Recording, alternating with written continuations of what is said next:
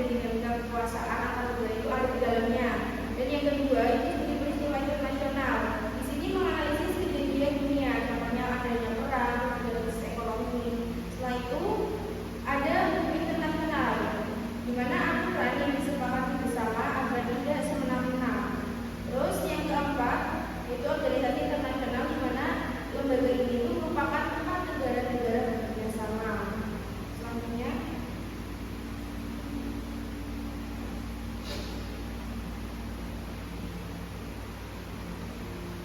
oke teman-teman, selanjutnya itu ada Sarjana Hukum Internasional. Sarjana Hukum Internasional itu ada tiga, yaitu ada negara itu sebagai pemain utama yang mana memiliki kedaulatan penuh. Nah, yang kedua itu ada organisasi internasional.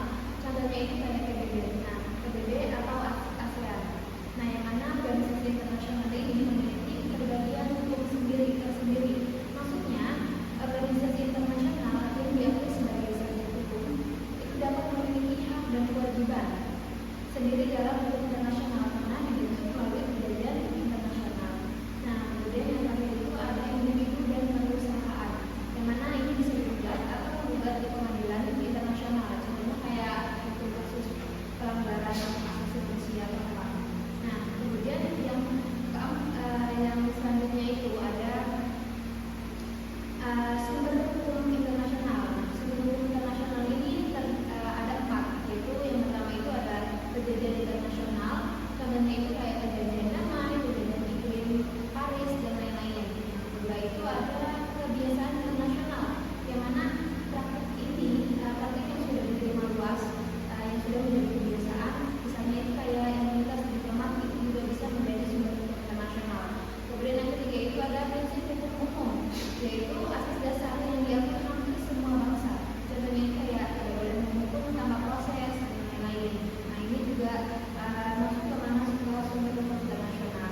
Kemudian yang terakhir itu ada keputusan pengadilan, yang mana seperti putusan Mahkamah Internasional yang bisa menjadi acuan. Nah, yang step berikutnya yaitu asas-asas penting dalam hubungan internasional. Nah, ini sebagai kode etik dalam pergaulan antar negara dalam hukum internasional. Nah, yang pertama itu ada kesamaan hak dan martabat, yang mana semua negara itu setara. Negara kecil itu tidak boleh diinjak, dan negara besar tidak boleh sepenuhnya berkuasa. Kemudian yang kedua itu ada kedaulatan negara, yang mana setiap negara itu berhak mengurus dirinya sendiri, tidak boleh dicampuri semena-mena oleh negara lain. Nah, kemudian yang ketiga itu ada keterbukaan, yang mana negara-negara itu saling berbagi informasi agar terbangun kepercayaan dengan negara lain. Selanjutnya akan dijelaskan oleh teman saya.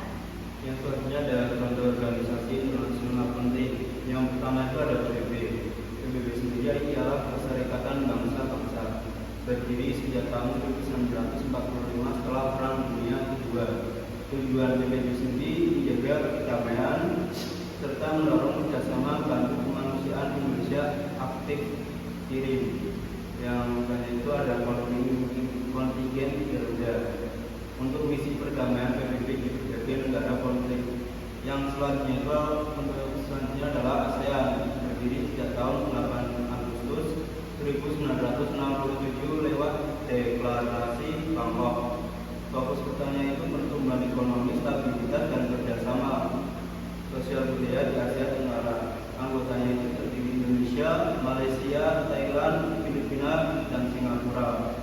Yang selanjutnya contoh ketiga ialah KA dan Gerakan Non-Blok atau bisa disebut GNB. KA sendiri ialah Konferensi Asia Afrika, dibangun pada tahun 1955, digelar di Bandung, menghasilkan Dasar Sila Bandung sebagai prinsip melawan kolonialisme. GNB, Gerakan Negara-Negara Berkembang yang tidak mau memihak blok Amerika Barat maupun Uni Soviet blok Timur. Saat Perang Dingin, Indonesia salah satu di dalam itu pendirinya.